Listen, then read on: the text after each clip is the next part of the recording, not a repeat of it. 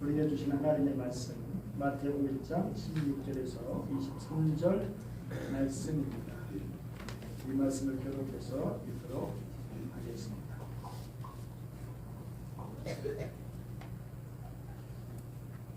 야곱은 마리아의 남편 요셉을 낳았으니 마리아에게서 그리스도와 칭하는 예수가 나십니다. 그런즉 모든 대수가 아브라함부터 다윗까지 연례되어 다윗부터 바벨론으로 사로잡혀 갈 때까지 연례되어 바벨론으로 사로잡혀 간 후부터 그리스도까지 연례되더라. 예수 그리스도의 나심은 이러하니라. 그의 어머니 마리아가 요셉과 약혼하고 동거하기 전에 성령으로 잉태 된 것이 나타났더니 그의 남편 요셉은 의로운 사람이라 그를 드러내지 아니하고 가만히 끊고자 하여 이를 생각할 때 주의 사자가 현몽하여 이르되 다윗 자손 요셉아 내 안에 마리아 데려오기를 무서워하지 말라. 잉태된 자는 성령으로 된 것이라. 아들을 낳으니 이름을 예수라 하라. 이는 그가 자기 백성을 그들의 죄에서 구원할 자이심이라 하니라. 이 모든 일이 된 것은 주께서 손자로 하신 말씀을 이루려 하심이 이르시되 보라 처녀가 잉태하여 아들을 낳을 것이요 그의 이름은 임마누엘이라 하리라 하셨으니 이를 번역한즉 하나님께서 우리와 함께 계시다 함이라. 아멘. 여러분 함께 하시길 바랍니다. 맥시 루카이드 목사님이신데요. 이분이 하나님이 내게 오셨다라고 하는 책을 쓰셨습니다. 오늘 옆 사람과 우리 인사를 나눌 때 그렇게 한번 해보겠습니다. 하나님께서 우리에게 오셨습니다. 하나님께서 우리에게 오셨습니다. 하나님께서 우리에게 오셨다. 이보다 더한 경천동지할 일이 그런 뉴스가 어디 있겠습니까? 이것이 정말 믿어지십니까? 우주 만물을 창조하시고 다스리시는 하나님께서 사람이 되셨다. 이것이야말로 정말 최대 기적 중에 기적이 아니겠습니까? 자, 이 시간 우리 한번 독일어를 한번 해볼까요? 한번 거기에 써 있는데 한번 읽어보시죠. 시작. 그의 바이나르체 독일어 두 학기 배웠는데 기억나는 것은 델도로 되라. 무슨 말인가 베어데스 데인데 데르다 데다스 이렇게 관사 필요한데 어쨌든 간에 왜 갑자기 독일어를 할까? 독일 얘기를 하려고요. 독일 남부 미넨에서 에른절이 되면 시청 앞에 첫 성탄 모습을 재현하거든요. 그런데 이제 그게 중세 때부터라고 하니까 수백 년은 된 것입니다. 아마 1989년이었을 거예요. 그때 정말 그 오픈 세트를 만든 지 이틀 만에 누군가가 아기 예수님을 훔쳐갔어요. 미넨과 그 시가숙한 이 바이렌주가 난리 났어요. 어린아이가 막 울면서 예수님 돌려달라고 하고 시장도 방송에 나와가지고 아기 예수님을 돌려달라 하고 주지사가 처벌하지 않을 테니까 아기 예수님만 돌려달라고 특별 담화를 발표하게 됐습니다. 다행히도 성탄 이후에 아기 예수님이 무사히 돌아왔어요. 멍청한 사람이 시청 건물 옥상에 아기 예수님을 갖다 놓고 전화해서 가져가라고 했고 그래서 찾게 된 거예요. 그 사건을 통해서 미넨 시민들은 깨달은 게 있어요. 그렇구나. 우리가 아무리 화려하게 성탄절을 준비했다 하더라도 주인공이신 예수님이 없으면 그게 다 무의미하구나. 반면 아무리 환경이 열악하더라도 성탄하신 주님만 모시면 그것이 가장 아름답고 복된 처소가 될 수 있다는 것이에요. 여러분의 심령은 어떻습니까? 진심으로 예수님을 마음에 깊이 영접하고 있습니까? 여러분의 영혼에 주님이 계심을 믿으십니까? 그 사람과 그대로 사십니까? 진정 주님을 모신 그 마음, 그 심령 영혼이 정말 아름답고 복된 처소가 되는 줄 믿습니다. 우리가 첫 번째 성탄 현장에 들어가 자세히 살펴보면 하나님께서 사람이 되신 이 사건은 온통 이해할 수 없는 신비로 가득 쌓여 있습니다. 결혼도 하지 않은 처녀가 아기를 낳았다.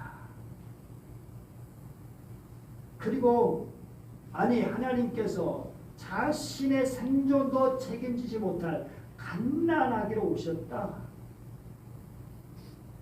온 세상을 다스릴 만왕의 왕이 태어나셨는데 그 장소가 화려한 왕궁이라도 너무나 초라할 것 같은데 멋진 왕궁의 침대나 여관의 침대도 아니고 바로 초라한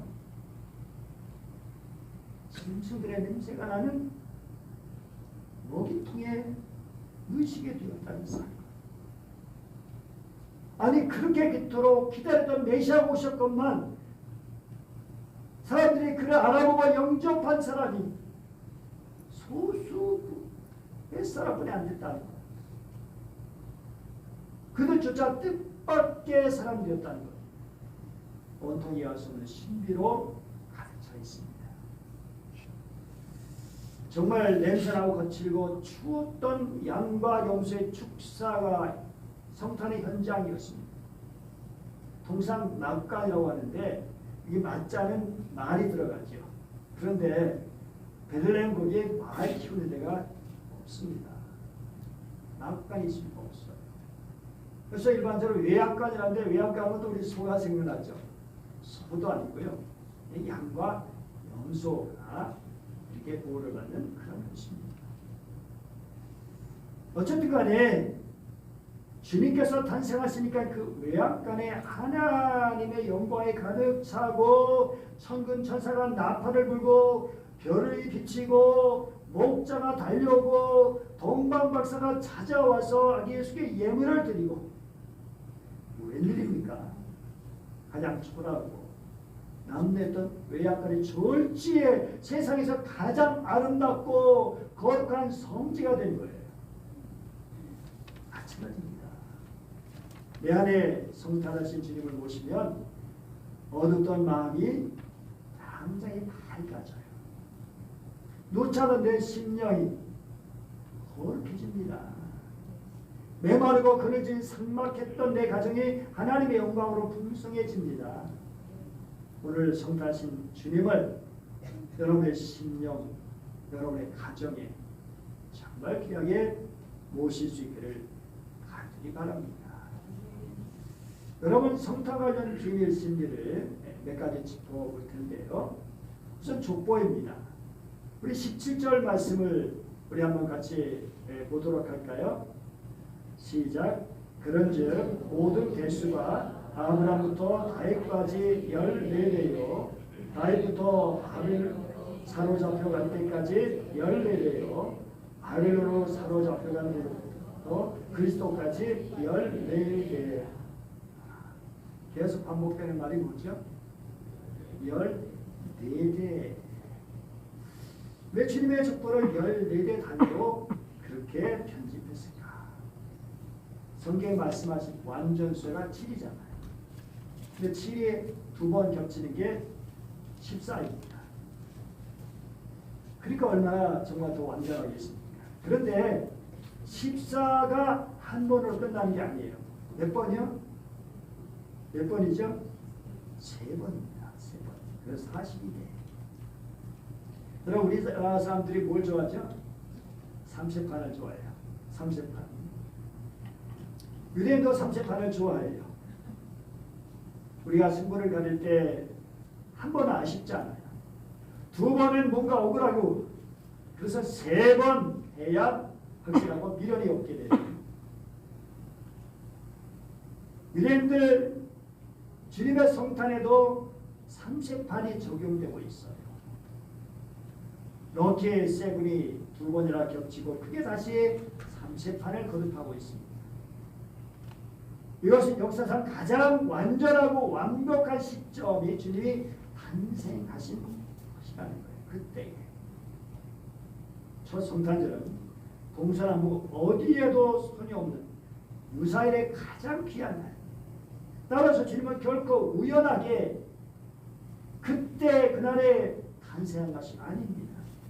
용이 주도하신 하나님께서 구속사적 계획에 의해서 역사적으로 최고 귀한 날 성탄하신 것이죠.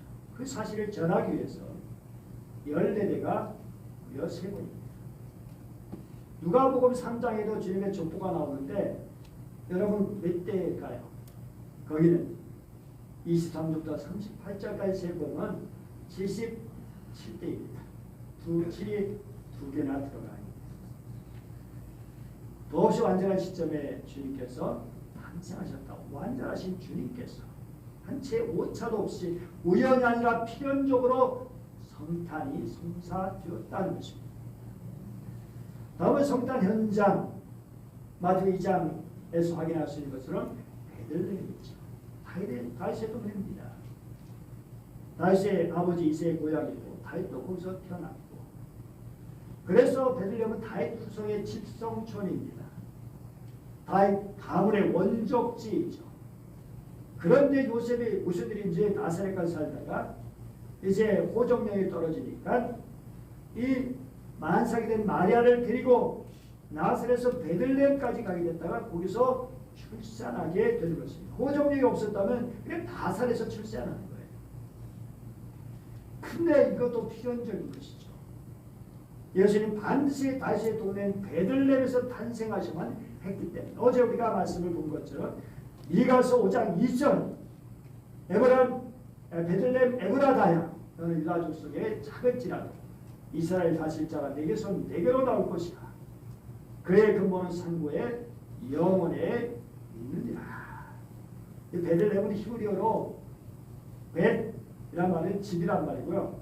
렘이란 말은 떡이란 말이에요. 그러니까 떡집, 빵집. 그래서 어떻게 연결됩니까? 주님 자신이 생명의 떡이다. 아주 자연스럽게 연결되는 것입니다. 떡집에서 탄생하신 떡집 베들레헴에서 탄생하신 예수님이 생명의 떡이다. 너무 자연스럽죠? 근데 말이 좋아 떡집이지. 주님이 베들레헴에서 탄생하실 때 따뜻한 안방이나 여관이 아닌 외양간이다. 성화에 나오는 외양간 평화롭고 따뜻하고 목가적이지만 현실적인 외양간은 어둡고 춥고 냄새나는 삭막한 그런 공간입니다. 그런 짐승 처소에서 짐승의 영을 통해 구유를 요람 삼아 탄생하셨다는 사실입니다. 그런데 이 사실조차 절대 우연이 아니라는 거예요. 표면적으로 보면 산통을 이제 겪고 있는 마리아가 들어갈 방이 없기 때문에 외양간에 들어가 출산할 수밖에 없었지만 그러나 이것은 우연을 가정한 필연이었습니다. 여러분 세례 요한이 예수님 보고 뭐라고 했는지 아십니까? 보라 세상의 죄를 지고 가는 하나님의 어린 양이로다. 그렇습니다. 주님은 처음부터 우리를 위한 어린 양으로 오신 거예요. 어린 양. 세례 요한이 예수님은 하나님의 어린 양이라고 했을 때 그 말을 듣는 유대인들은 곧바로 생각하는 게 있어요. 뭘 생각하죠? 6월 축제, 6월절 축제가 매우 가까워지면 가장 먼저 떠오르는 생각이 6월절 양의 희생이잖아요. 6월절 축제는 유대인의 주요 명절 중에 하나인데 하나님께서 이스라엘 백성을 애굽 압제로부터 구원하신 것을 기념하는 축제. 그런데 그때 중요한 것은 양이 죽어야 하는 겁니다. 양이 죽어야 합니다.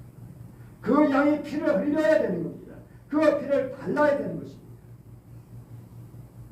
그리고 그 덕분에 저들이 구원을 받을 수 있게 되는 것입니다. 결국 하나님의 어린 양이란 말은 하나님께서 준비하신 재물이다. 우리를 구원을 하시기 위해서 주님께서 예수님을 하나님의 어린 양으로 보내셨고 하나님께서 보내셨기 때문에 우리는 이렇게 안전하게 도를 받을 수 있게 된 것입니다. 양과 관련된 또 다른 중요한 희생제사는 예루살렘 성전에서 매일 드려지는 희생이었죠. 매일 아침 저녁으로 백성들의 죄 때문에 어린 양이 성전에서 희생되었습니다.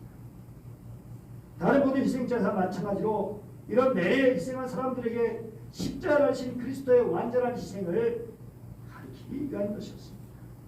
사실 예수님께서 십자가에서 달려 죽으신 시간이 언제입니까? 저녁 희생제사 드려질 시간.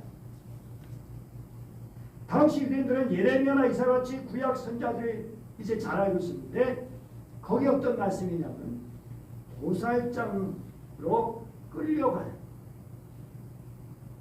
어린 양. 예레미야 11장 19절 나는 끌려 도살당하러 가는 순한 어린 양 같은 것. 이사야 53장 7절 마치 도살장으로 끌려가는 어린 양과 털 깎는 자 앞에서 잠잠한 양같이. 그 어린 양으로 오신 예수님께서 바로 그저 어린 양을 잡는 그 시간에 죽으셨다는 것입니다. 정말 여러분 죄의 삭은 사망입니다. 죽어야 마땅한 것이에요. 그리고 로마 3장 23절 보니까 모든 사람의 죄를 범하였으니 하나님의 영광에 이를 수 없었다고 말씀해 주고 있습니다. 그런데 그분이 우리를 위해서 죽어주셨기 때문에 그 길이 열려졌어요. 하나님께 영광을 올리신 길이 열려졌어요. 죄인이 의인이 되는 길이 열려졌습니다. 죄인이 구원받는 하나님 자녀가 되는 길이 열려졌습니다. 주님께서 우리 모든 죄를 다 담당하시고 그 죄값을 지키시기 죽어주셨기 때문에 그리고 3일 만에 부활하셨습니다. 그래서 우리가 영생을 얻게 되는 것입니다. 하나님 우리 주 예수 그리스도 예수 우리 주 안에 있는 영생이라 뭐가 하나님의 은사죠. 은혜의 선물입니다. 베드로서 1장 18절 21절 같이 읽어볼까요? 시작. 그 다음에 시작.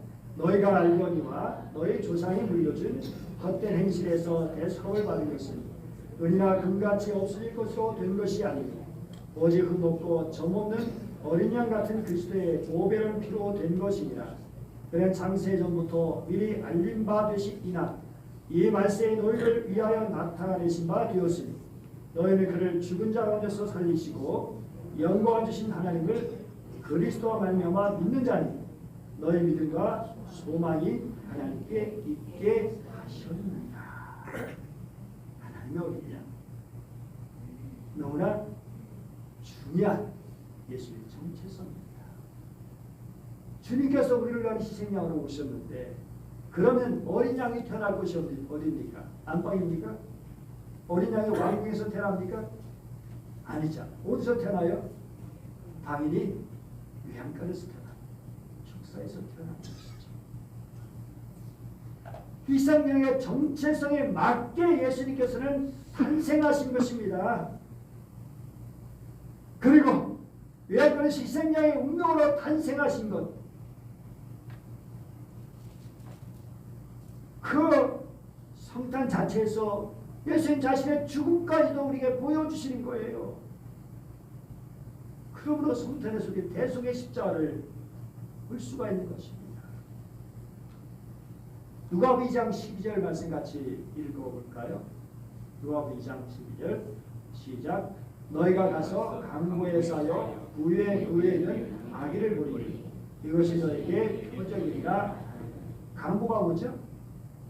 호되기입니다. 호되기에 쌓여서. 근데 여러분 왜 예수님이 아기의 모습으로 오셨을까요? 아니 아담을 보세요. 아담은 몇 살로 왔을까요? 몇 살로 태어났을까요? 한 살이요? 나는 한 살로 태어났나요? 아닙니다. 아니에요. 적어도 20살 정도는 되잖아. 결혼할 정도 되면. 그죠? 여러분 태어나자마자 얼마 있어서 아내를 맞이했어요? 아담. 하나님께서 여러분 예수님을 성인으로 딱 보낼 수 있어요. 그런데 그렇게 하지 않았잖아요. 과학자들은 어떻게 얘기해요? 일부 과학자들은 20년 전에 태어났겠지. 그리고 20년 뒤에 얘기겠지. 뭐가 안 맞는 얘기죠. 과학과 신앙의 차이. 여러분 과학의 한계가 있죠. 여러분 하나님께서 우주를 창조하셨을 때 하나님께서 한 살짜리 우주를 창조하셨나요? 혹시 수십억 수백억의 우주를 창조하지 않으셨을까? 수십억 살, 수백억 살. 그래서 지금 지구가 그렇게 됐다고 얘기하는 거 아닙니까? 여러분 생각해 보세요. 과학도 교만해서는 안 되고 종교도 교만해서는 안 되죠. 서로 존중해야죠. 자신의 또 한계를 과학이 인정할 수 있어야 되는 거죠. 우리 종교도 마찬가지로 잘못된 생각으로 과학자들을 핍박한 일도 많이 있었죠. 어쨌든 왜 굳이 가난아입니까? 왜 굳이 가난아일까요? 근데 진정한 구주, 진정한 우리 선구자가 되시기 위해서. 사랑하는 여러분 생각해 보세요. 예수님 10달 동안 마리아의 뱃속에 있었습니다. 10달 동안 어머니 또 양육받 그 뱃줄로 연결됐습니다. 그리고 태어나서는 마리아 요셉의 양육을 받았습니다. 없으면 살 수가 없는 거예요. 그리고 예수님 수고하고 애쓰시고 배우시고 배고프기도 하고 목마르기도 하고 피곤하면 쉬어야 되고 잠을 자야 되고 주위와 더위를 느끼고 병을 앓기도 하고 아픔을 느끼기도 하고 인생의 이 희로애락을 느끼셨다는 것입니다. 여러분. 이게 뭘 말할까요? 주님 우리를 너무나 잘 하신다는 거예요. 우리 형편 처제를 너무나 잘 하시고 공감하신다는 거예요. 무릇 귀 있는 자는 들을지어다. 이 말을 가지고 청자를 한자로 이렇게 풀이해요. 여러분 청자에 저기 한문으로 들을 청자인데 청자 한번 풀어볼까요? 자, 첫 번째 귀 이자가 있고요. 왕자가 있습니다. 이게 무슨 뜻일까요? 그죠? 귀 밑에 임금 왕자가 있어요. 귀가 왕이 된다 알았습니다. 귀가 왕이 된다. 다시 말해서 듣는 것이 가장 먼저이고 가장 중요하다는 거예요. 듣는 것이 왕이 되어야 된다. 지도자는 국민의 소리를 잘 들어야 된다. 행복한 가정은 서로 마음의 소리를 잘 들어야 되는 그것이 행복한 가정이 되는 거죠. 자, 두 번째 열 십자가 있고 그 밑에 눈목자가 있습니다. 10개의 눈을 가지고 봐라. 10개의 눈을 가지고 봐라. 그래서 정말 제대로 이해하라는 거죠. 눈은 대화에서 얼마나 중요합니까? 눈과 눈을 마주치고 상담자를 내담자를 살펴볼 때 가장 먼저 살피는 것이 눈 마주치기. 마주치기를 포기하거나 피하면 뭔가 불안한, 뭔가 얘기하고 싶지 않은 그런 것이 있는 거예요. 원래 두 사람이 만나게 되면 정말 얼마나 자주 그리고 언제 서로 볼 것인가 협상하는데 이러한 협상은 무의식적이고 비언어적 수준에서 발생하기 때문에 사람들이 의식적으로 이러한 협상을 자각하지 못하죠. 어쨌든 우리는 눈과 눈을 마주보는 게 중요해요.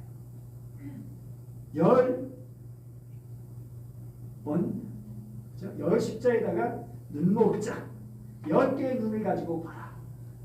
이게 듣는 중요한 자세예요. 세 번째, 그 다음에 뭐죠? 한일자에다가 마음심자가 들어있어요. 무슨 말일까요? 상대방 마음과 하나가 되는 마음을 가지고 들어야 된다는 거예요. 하나가 되는 마음. 그래. 많이 아팠겠네. 힘들었겠네. 어려웠겠네. 속상했겠네. 답답했겠네. 기뻤겠네. 좋았겠네요. 역지사지. 상대방 입장에서 볼 때. 그래서 사회복지사의 제일 중요한 게 공감입니다. 라포를 형성해야 된다. 이렇게 말하죠.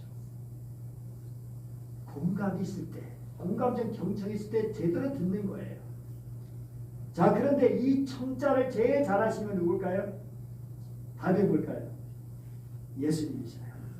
예수님. 왜냐면 우리 예수님 우리 함께 사시고 우리 인간이 너무나 잘하시죠. 우리가 공감하시는 주님. 그러기 위해서 주님이 아기로 태어나셨다는 것입니다. 그러기 위해서 그렇게 땅에 오셨다는 것입니다. 사랑하는 여러분, 우리 예수님을 기쁘게 묵상하십시오. 그분이 왜 이 땅에 오신 완전하신 분이십니다. 그분은 우리의 희생 양이 되십니다. 우리의 죽으시게 오셨어요. 그리고 공감하시기 위해서 오셨습니다. 그러나 그 주님을 가까이 할 때 우리 아픔과 문제를 다 털어놔도 얼마든지 들어주시고 주님 안에 위로와 힘과 용기를 얻고 상처의 치유를 받고 기쁨과 평안과 소망을 얻을 수 있습니다. 이러한 주님을 늘 가까이 하셔서 주님의 은혜로 살아가는 여러분 되시기를 축복합니다. 기도하겠습니다. 은혜로우신 하나님 아버지 감사드립니다. 오늘도 저희를 사랑해 주시고 말씀을 주심을 감사합니다. 귀한 말씀을 가슴에 새기고 예수님께서 오신 성탄의 신비, 하나님 그럼에도 그 신비를 통해서 우리에게 깨우쳐주시는 그 은혜를 깨닫고 완전하신 주님, 우리를 위해 신강하신 주님, 그리고 한없이 우리와 공감하시고 함께 하시는 주님을 기억하며 더욱 주님을 가까이 하고 사랑하며 날마다 주님 안에 위로와 거심을 얻고 그 사랑으로 살아가는 복된 성도들 되게 하여 주옵소서. 간절히 원하며 귀하신 주 예수님의 이름으로 기도드립니다.